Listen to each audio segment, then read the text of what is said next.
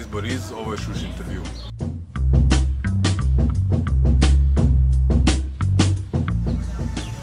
Dogodilo bude se to da bude 3-4 ljudi dopravilo svoju kolekciju koja u stvari definira, govori puno o čovjeku i zgodno bude čuti kaj je ko skupil kroz godine i godine iskustva, ne, sa slušanjem muzike. Okay. I kako bude se to uklopilo jedno s drugim, ne.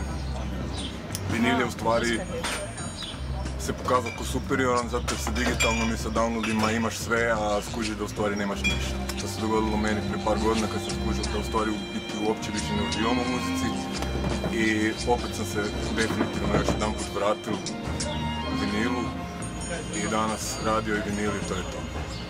I informativno YouTube u principu, ne. Ali ono zbog čega sam zavolio muziku, zbog čega puno vremena potrošio s muzikom je vezano baš uz taj medij.